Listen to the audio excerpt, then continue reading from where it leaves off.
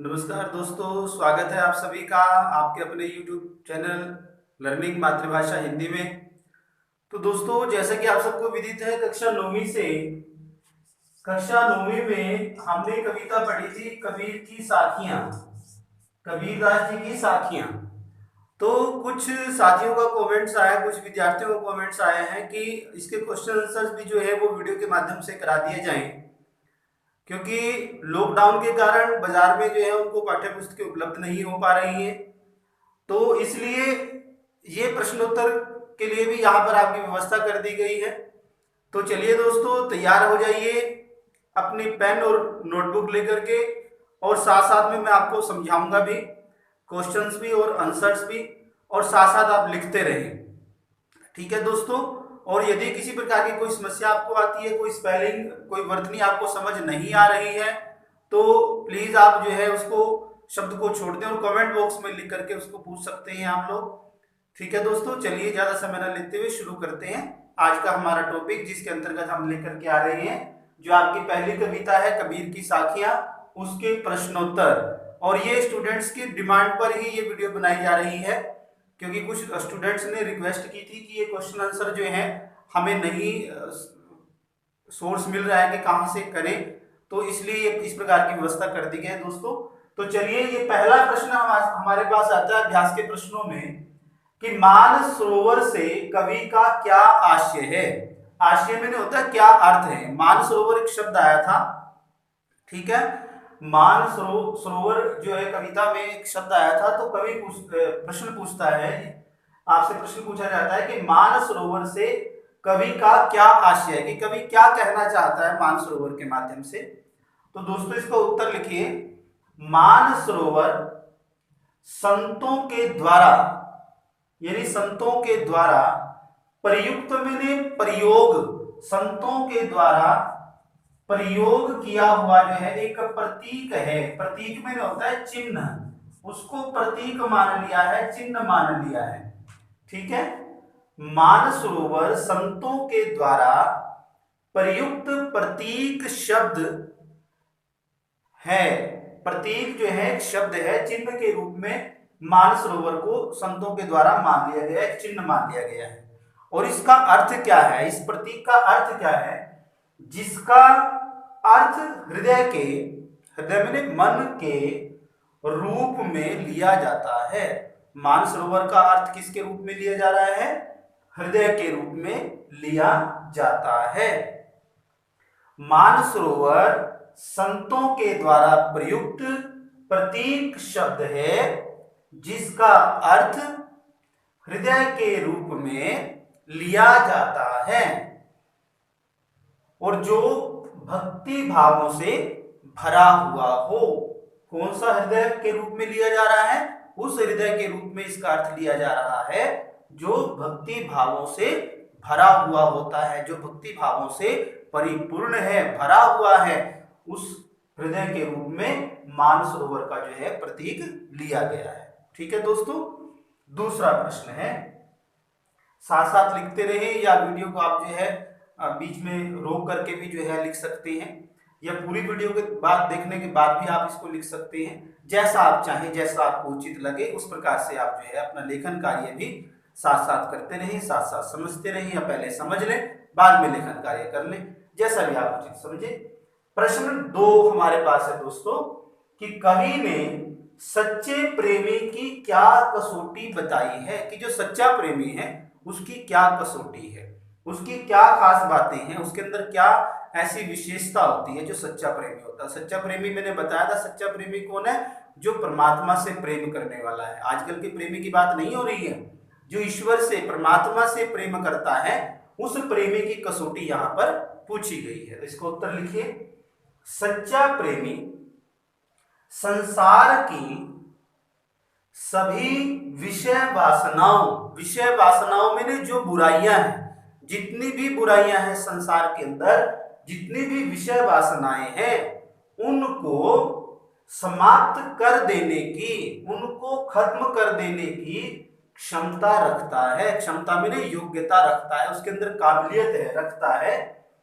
और वह बुराई रूपी विष को, जो विषय वासनाओं रूपी जो विष है, जो बुराई रूपी विष है, जहर है, उसको वो अमृत में बदल देता है अपने भक्ति भाव के कारण, अपने प्रेम के कारण उसको जो किस में बदल देता है, अमृत में परिवर्तित कर देता है। तो सच्चा प्रेमी संसार की सभी विषय वासनाओं को समाप्त कर देने की क्षमता रखता है, योग्यता रखता है, और वह बुराई रूपी विष को अमृत में बदल देता है। चलिए बढ़ते हैं नेक्स्ट क्वेश्चन की तरफ। नेक्स्ट क्वेश्चन है दोस्तों हमारे पास, इस संसार में, अब देखिए तीसरा प्रश्न भी है। अब मैंने आपको दो प्रश्न बताए हैं, तीसरा प्रश्न जो है वो प्रश्न है कि तीसरे दोहे में कवि ने किस प्रकार ज्ञान को महत्व दिया है। अब तीसरा दोहा जो आपने पढ़ा, तीसरी जो साखी पढ़ी, उसमें किस प्रकार से ज्ञान को बताया, वो व्याख्या के अनुरूप ही आपने उसका आंसर लिखना है। तो यह आपको जो है नोटबुक में लिखने की आवश्यकता नहीं है। इसके बाद चौथा प्रश्न हमारे पास दोस्तों आता है, किस संसार में सच्चा संत कौन है। सच्चा संत किसको कहा गया है, कवि ने किसको कहा है कि सोई संत सुजान, जो दोहों के निकट न जाए, है ना, कि दोहों के निकट न जाए सोई संत सुजान, ये बात उसने कही है। तो अब इसको हम कैसे लिखेंगे गद्य शैली में। तो इसने कहा इस संसार में सच्चा संत कौन है, इसका उत्तर लिखेंगे, इस संसार में सच्चा संत वही है जो पक्ष विपक्ष के विवाद में, विवाद में झगड़ा, विवाद में क्या होता है दोस्तों, झगड़ा, विवाद में झगड़ा, जो पक्ष विपक्ष के झगड़े में पड़े बिना, विपक्ष के विवाद में पड़े बिना सबको समान समझता है, सबको बराबर समझता है, और वह लड़ाई झगड़े से दूर रहकर ईश्वर की भक्ति करता है, जो लड़ाई झगड़े में नहीं पड़ता है, पक्ष विपक्ष का जो विवाद है उसमें ना पढ़कर, उसमें बिना पढ़े परमात्मा की भक्ति करता है, वही जो है सच्चा जो है संत कहलाता है। ये कवि ने कविता के माध्यम से बताने का प्रयास किया है। चलिए नेक्स्ट क्वेश्चन आता है हमारे पास, क्वेश्चन फिफ्थ। इसमें इसने प्रश्न पांचवा है कि अंतिम दोहों के माध्यम से, जो अंतिम दोहे हैं उनके माध्यम से कबीर ने किस प्रकार की संकीर्णताओं को जो है की ओर संकेत किया है। जो अंतिम जो दो हमारे पास जो साखियां हैं कबीर दास जी की, उसमें वो क्या कहना चाहता है वो भी व्याख्या के अंतर्गत आ जाएगा। तो उसकी व्याख्या भी आपको करवा रखी है, इसके भी आपको क्वेश्चन आंसर जो है वो नोटबुक में लिखने की आवश्यकता नहीं है। तो चलिए प्रश्न नंबर आता है 6, यानी क्वेश्चन नंबर 6, कि किसी भी व्यक्ति की पहचान उसके कुल से होती है या उसके कर्मों से, तर्क सहित उत्तर देना है। अब कुछ टीचर जो है इस बात को भूल जाते हैं, तर्क सहित उत्तर दें, वो डायरेक्ट लिखते हैं कि किसी भी व्यक्ति की पहचान कर्मों से होती है। पॉइंट्स में कुछ टीचर्स को जो है छोटा उत्तर लिखवाने की आदत होती है, वो छोटा आंसर लिखवाते हैं। तो जो उसने प्रश्न पूछा है उस प्रश्न का हमने पूरा उत्तर देना है। उसने कहा है तर्क सहित उत्तर दीजिए, तर्क भी देना है आपने, यानी जो हमने जो व्याख्या के अंतर्गत जो हमने पढ़ा था उसको हमने यहाँ गद्य शैली में लिखना है। तो इसका उत्तर क्या होगा कि किसी भी व्यक्ति की पहचान, सबको पता है, कविता जिन बच्चों ने पढ़ी है, किसी भी व्यक्ति की पहचान उसके कर्मों से होती है, उसकी करनी से की जाती है। उसके कर्म कैसे हैं, उस व्यक्ति की पहचान उसके कर्मों के माध्यम से होती है, ना कि उसके कुल के माध्यम से, कि उसने ऊंचे कुल में जन्म ले लिया है तो वह ऊंचा हो गया, महान हो गया, ऐसा नहीं है। यदि उसके कर्म अच्छे होंगे, उसके कर्म महान होंगे, तभी वह जो है महान कहलाता है। अब इसके आगे की देखिए क्या लिखना है। आगे कहता है ये कि ऊंचे कुल में उत्पन्न होने वाला व्यक्ति, ऊंचे कुल में उत्पन्न होने वाला व्यक्ति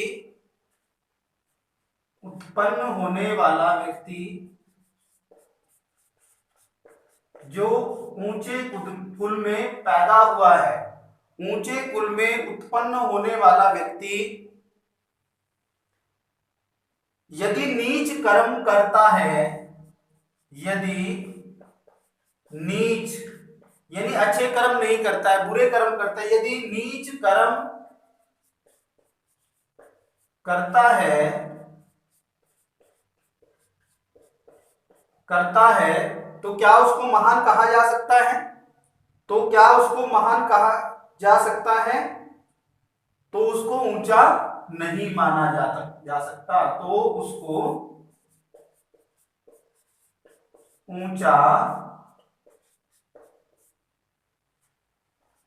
नहीं माना जा सकता। हम उसको ऊंचा नहीं कह सकते हैं, ठीक है। यदि उसने ऊंचे कुल में जन्म तो ले लिया है लेकिन उसके कर्म ऊंचे नहीं है तो हम उसको ऊंचा नहीं कहेंगे, ठीक है। नेक्स्ट देखिए क्या लिखना है। वह नीच ही कहलाता है, ये बात लिखने की आवश्यकता नहीं है। जिस प्रकार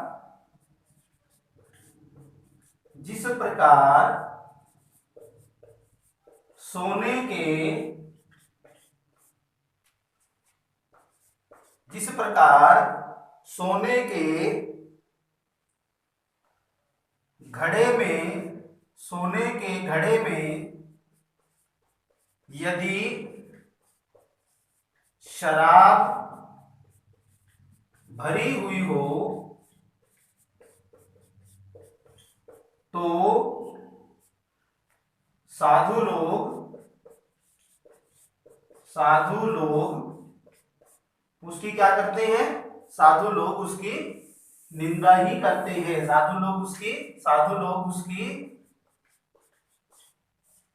निंदा ही करते हैं। साधु लोग उसकी निंदा ही करते हैं, ठीक है। ये हमारा तर्क हो गया।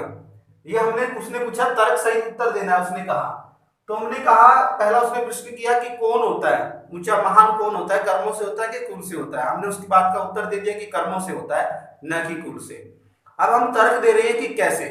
तो उसने कहा कि जिस प्रकार सोने के घड़े में यदि शराब भरी हुई हो तो साधु लोग जो क्या करते हैं? उसकी निंदा करते हैं, सज्जन उसकी प्रशंसा नहीं करते हैं। ये लिख सकते हैं हम, सज्जन पुरुष जो होते हैं वो उसकी प्रशंसा नहीं करते हैं। सज्जन पुरुष उसकी प्रशंसा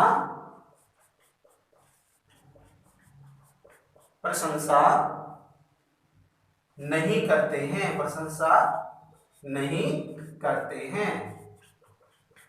ठीक है दोस्तों। तो ये हमारे पास जो है चार जो थे, ये चार हमारे पास प्रश्न हैं। इसमें चार ही प्रश्न बनते हैं। दो प्रश्न जो है वो मैंने आपको बताया कि वो कविताओं में से ही है तो ये भी कविताओं में से, लेकिन उसने कहा है कि इस पंक्ति में क्या है, या इस दोहे में क्या कहा गया है, इस साखी में क्या कहा गया है। दोहा उन्होंने गलत लिख रखा है, साखी है। साखी में क्या कहा गया है, ठीक है। तो साखियों के माध्यम से जो है ये प्रश्न है आपके। तो आपने रिक्वेस्ट की थी, प्रयास किया गया है कि प्रश्न उत्तर भी जो है वीडियो के माध्यम से आप तक पहुंचे। तो दोस्तों अपना साथ ऐसे ही बनाए रखें। तो आज की क्लास के लिए इतना ही। बहुत बहुत धन्यवाद।